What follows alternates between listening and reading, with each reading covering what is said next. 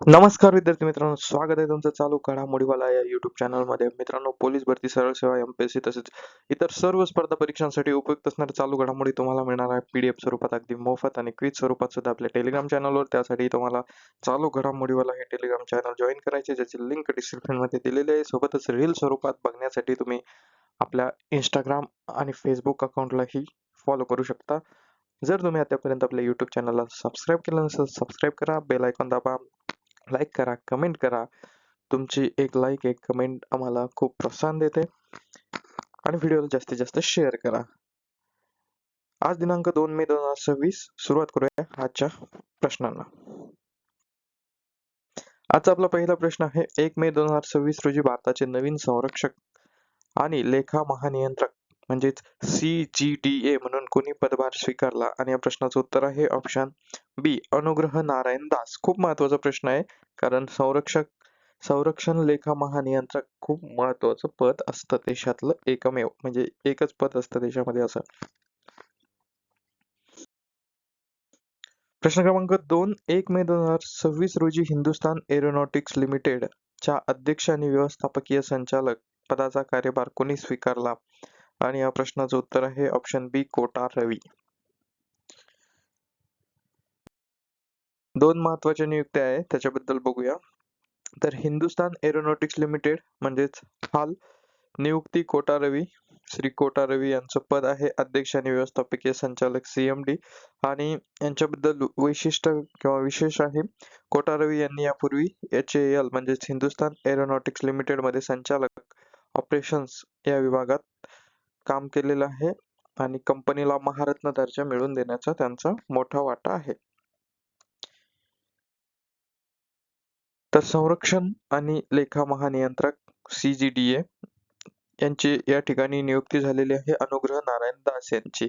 हे 1991 बॅचचे अधिकारी आहेत. त्यांनी विश्वजित सहाय यांची जागा घेतलेली आहे. म्हणजे माजी कोण आहेत? तर विश्वजित सहाय. आता विश्वजित सहाय कुठे गेले? तर ते आता संरक्षण वित्त सचिव म्हणून त्यांची पदोन्नती झालेली आहे, म्हणजे प्रमोशन झालेलं आहे. तर या ठिकाणी तुमचे आणखी एक प्रश्न क्लिअर झाले. पुढचा प्रश्न, प्रश्न क्रमांक 3, दरवर्षी जागतिक टुना दिन कोणत्या तारखेला साजरा केला जातो? तर हा साजरा केला जातो 2 मे ला. तर आज जागतिक टुना दिन आहे. टुना म्हणजे एक मासा आहे, त्याबद्दल आपण माहिती बघूया. जागतिक टुना दिन दिनांक 2 मे. सुरुवात झाली 2017 ला संयुक्त राष्ट्राद्वारे, म्हणजे युनायटेड नेशन्सने हे घोषित केलं. उद्देश काय आहे? तर टुना माशांचे संवर्धन आणि शाश्वत मासेमारीबाबत जागरूकता.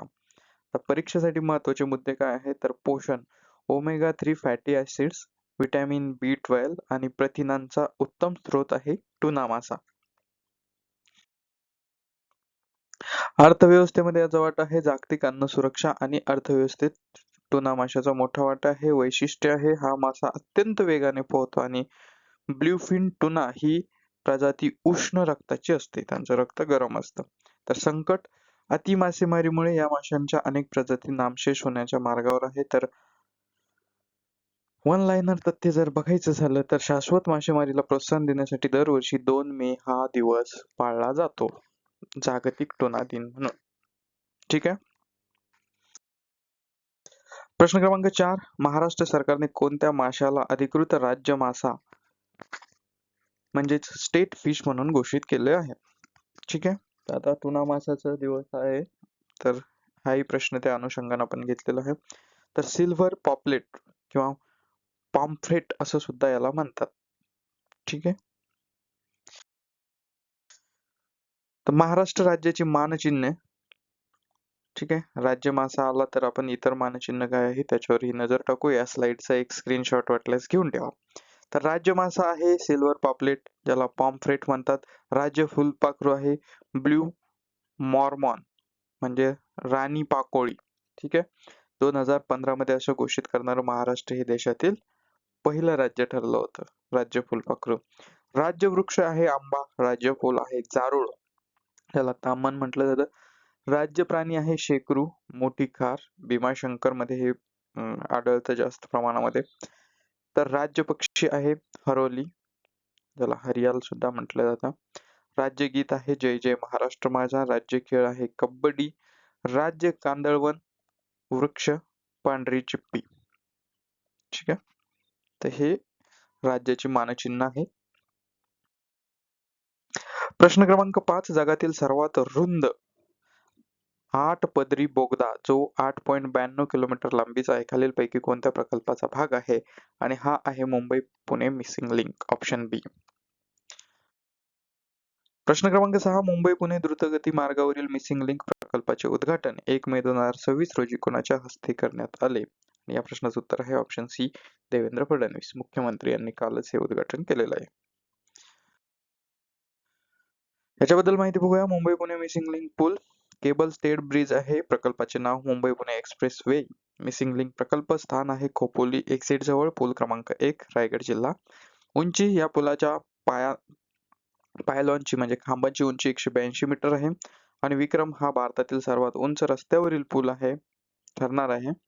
तर लांबी केबल स्टेड पुलाची एकूण लांबी 650 मीटर आहे. जर तुलनात्मक पाहिलं तर मिसिंग लिंक पूल वर्सेस चिनाब रेल्वे पूल म्हणजे हा भारतातील सर्वात उंच रस्त्यावरील पूल आहे, तर चिनाब रेल्वे पूल हा भारतातील सर्वात उंच रेल्वे पूल आहे. आणि मी मगाशी जगातील म्हटलं चुकून, तर ते भारतातील आहे. महत्वाचे मुद्दे बघा परीक्षेच्या दृष्टीने. जागतिक विक्रम काय केलेला आहे मिसिंग लिंक प्रकल्पात? जगातील सर्वात रुंद बोगदा बोगदा रुंद आहे जगातील.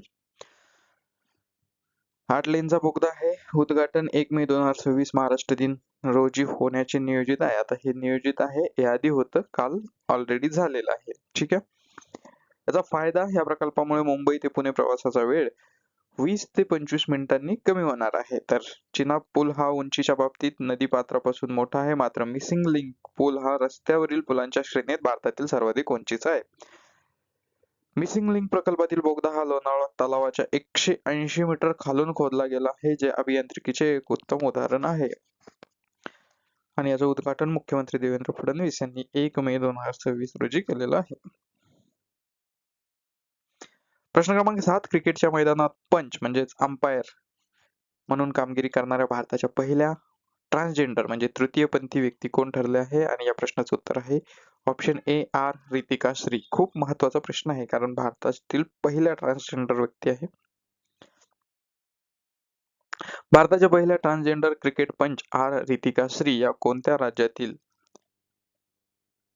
सेलम येथील रहिवासी आहे किंवा कोणत्या राज्यातील रहिवासी आहे? तर या आहेत तामिळनाडू या राज्यातील, ऑप्शन सी असं या प्रश्नाचं उत्तर आहे. प्रश्न क्रमांक 9, 1 मे 1960 रोजी मुंबई राज्याचे विभाजन होऊन महाराष्ट्रासोबतच कोणत्या दुसऱ्या राज्याची निर्मिती झाली? हाही खूप महत्वाचा प्रश्न आहे. तर गुजरात या राज्याची निर्मिती ही त्याच दिवशी झाली. प्रश्न क्रमांक 10, भारतात पहिल्यांदा कामगार दिन 1 मे 1923 रोजी कोणत्या शहरात साजरा करण्यात आला? किंवा हा प्रश्न असाही विचारला जातो की भारतात पहिल्यांदा कामगार दिन कधी साजरा करण्यात आला? तर 1 मे 1923. कोणत्या शहरात साजरा करण्यात आला? तर हा तत्कालीन मद्रास आणि आता त्याचं नाव चेन्नई त्या शहरामध्ये. प्रश्न क्रमांक 11, भारतात 1 मे रोजी आंतरराष्ट्रीय श्रमिक दिन पहिल्यांदा कोणत्या पार्टीद्वारे साजरा करण्यात आला? खूप महत्वाचा प्रश्न आहे. आंतरराष्ट्रीय श्रमिक दिन किंवा कामगार दिन या दोन्ही नावानं हा दिवस ओळखला जातो. तर असाही प्रश्न येऊ शकतो की आंतरराष्ट्रीय श्रमिक दिन कधी असतो? तर 1 मे रोजी. तर आंतरराष्ट्रीय कामगार दिन कधी असतो? तर तो सुद्धा 1 मे रोजी. तर हा साजरा केला होता पहिल्यांदा labour Kisan party of Hindustan यांनी.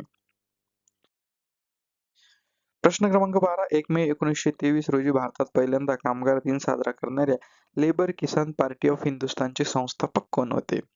तर हे होते सिंगारवेलू चेट्टियार, ऑप्शन ए. ठीक आहे, खूप महत्वाचं आहे कारण महाराष्ट्र दिन काल झालेला आहे त्या अनुषंगानं. तर 1 मे विशेष महाराष्ट्र दिन माहिती. तर महाराष्ट्र व गुजरात दिन हा 1 मे 1960 म्हणजे 1 मे हा महाराष्ट्र दिन आणि गुजरात दिन सुद्धा आहे. तर 1 मे 1960 रोजी तत्कालीन मुंबई राज्याचं विभाजन झालं. तर महाराष्ट्र मराठी भाषिक आणि गुजरात गुजराती भाषिक या दोन राज्यांची त्याच्यातून स्थापना झाली. जागतिक कामगार दिन दरवर्षी 1 मे रोजी आंतरराष्ट्रीय श्रमिक दिन साजरा केला जातो. तर भारतीय संदर्भ भारतात कामगार दिनाची सुरुवात 1 मे 1923 रोजी मद्रास इथे झाली. हा पुढाकार लेबर किसान पार्टी ऑफ हिंदुस्थानने घेतला, जे आपण आता प्रश्नामध्ये बघितलं. Labour Kisan party of Hindustan बद्दल महत्वाची माहिती. या पार्टीची स्थापना 1 मे 1923 रोजी मद्रास, चेन्नई या ठिकाणी झाली. संस्थापक अध्यक्ष होते सिंगारवेलू चेट्टियार, जे की भारतातील कामगार चळवळीचे एक प्रमुख नेते होते. आणि ऐतिहासिक महत्त्व, याच दिवशी भारतात पहिल्यांदा लाल झेंडा रेड फ्लॅग वापरण्यात आला आणि कामगार दिनाची अधिकृत सुरुवात झाली. ठीक आहे. पण सध्याची स्थिती काय आहे, तर ही पार्टी सध्या अस्तित्वात नाही. ही पक्ष संघटना पुढे भारतात कम्युनिस्ट चळवळीच्या सुरुवातीच्या टप्प्यात इतर डाव्या गटांमध्ये विलीन झाली. ठीक आहे. तर हे विलिनीकरण होत असतं. आत्ताच काल परवा बच्चू कडू यांचा प्रहार जनशक्ती पक्ष हा शिवसेना शिंदे गटामध्ये विलीन करण्यात आलेला आहे. ठीक आहे. त्याबद्दलचा प्रश्न आपण उद्याच्या व्हिडिओमध्ये घेऊ.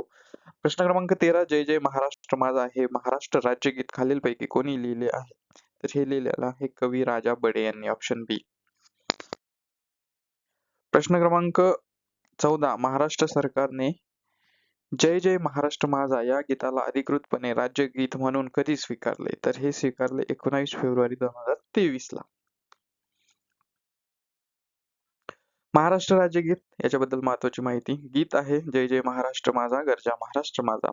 गीताचे बोल आहे तसे. कवी हे गीत राजा बडे यांनी लिहिलेलं आहे. गायक गायलेलं आहे शाहीर साबळे यांनी आपल्या आवाजात ते अजरामर केलेलं आहे. तर संगीत, या गीताला श्रीनिवास खळे यांनी संगीत दिलेलं आहे. अधिकृत घोषणा, महाराष्ट्र सरकारने छत्रपती शिवाजी महाराजांच्या जयंतीचे औचित्य साधून 19 फेब्रुवारी 2023 पासून या गीताला अधिकृत राज्यगीत म्हणून दर्जा दिला.